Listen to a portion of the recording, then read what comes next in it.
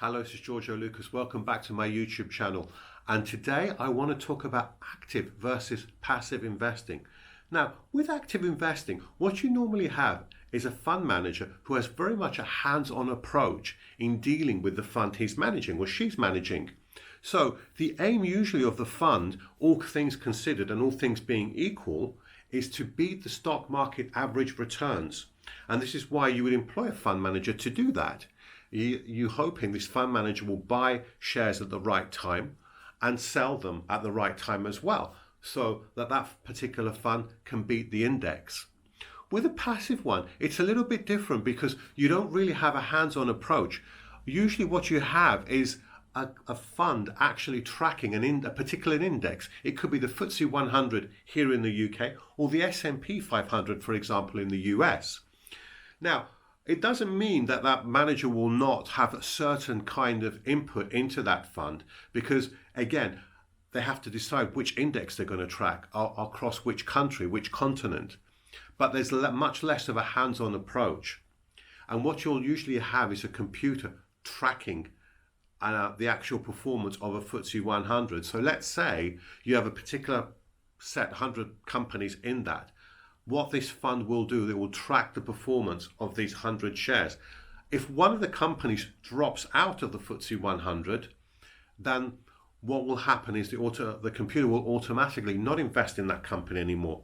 Conversely, when a company enters in the FTSE 100, the tracking fund will automatically start investing in this company. Now, I think the question you're going to ask is, which one is better? So I'd like to quickly go through the advantages of an active fund and the disadvantages, and again, the advantages and disadvantages of a passive fund. So let's start with the active one. What are the advantages? Well, it's a lot more flexible. You can buy and sell shares at any time. You're not tracking a particular index. You could buy shares, for example, in small companies, in larger companies, across the world, and you can buy and sell at different times. It doesn't have to be inside a particular index. Now, and this conversely leads to point number 2, the fund manager being able to do that, you would think could outperform the index. The fund manager has a lot of experience. He or she has been doing this for a living for many years. So one would hope that by being able to buy and sell shares at the right time, the fund manager will be able to outperform the index. Right, what are the disadvantages? Well, obviously the fees. You've got to employ the fund manager and the team. So obviously as an investor, you're paying a lot more in fees to the fund. But also the manager can actually underperform the market.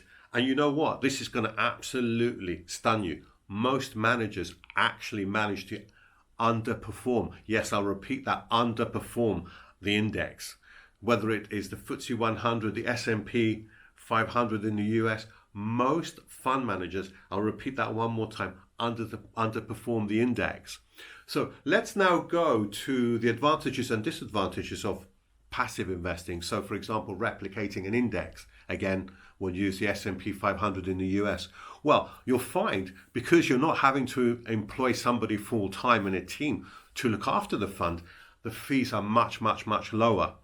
Also, it tends to, you tend to know which companies are in the top 100. It's easy to track it. It's more transparent. The fund is actually a lot more transparent. And you don't have to worry about how the fund manager is doing on a daily or weekly basis. You just look at your particular index, FTSE 100 in the UK, S&P 500, or whatever. It can be the CAC 40, any of these indexes.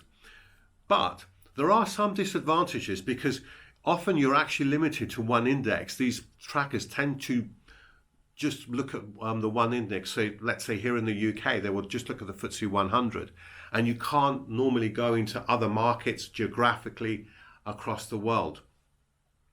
Also, there's smaller potential for returns because you're really just going to mimic the market. You're never really going to beat it. And you would hope some fund manager could beat it by 10, 15% a year and get you where you want to be. So what is the conclusion? You know what? It's a difficult one. this is what I conclude. I think if you're an investor who just literally wants to put some money in the market and just barely have a look at it, maybe look at the FTSE 100 or whatever market you're investing in over a year and not have to look at the manager's performance, perhaps a tracker is for you. So you probably want some passive investing.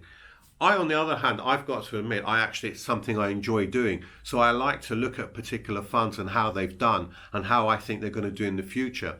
And it's something I tend to do, maybe not on a daily basis, but I might look on a weekly basis and invest in certain funds which I think are going to outperform the market. Remember, there are a lot of dud funds out there. So if you take these really bad fund managers out of the equation, and unfortunately there's too many of them around, I have to say, then I think you should be able to beat the market.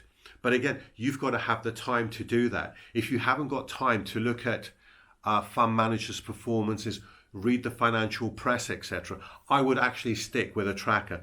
But if you're somebody like me who actually enjoys doing it, loves looking at finance and companies and whether you think they're going to beat the index or not, then I actually think an actively managed fund is better for you. And I'll personally admit, I think with my investments, I've managed to beat the index most times. So obviously, I think it's better for me.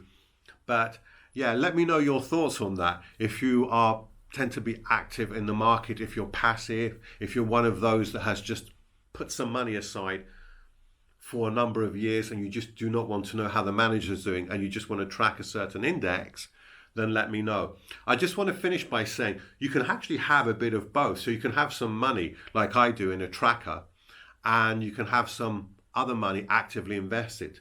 So there are alternatives to this. But I'm actually going to err on the side of active investing. I think if you're an active investor, I think over a number of years, you will be able to beat the market. Anyway, thanks for watching. It's again been a pleasure to make this video, and I do hope there's there'll be some comments out there to tell me what they think is better, active or passive. And I'll see you on the next video, and bye bye.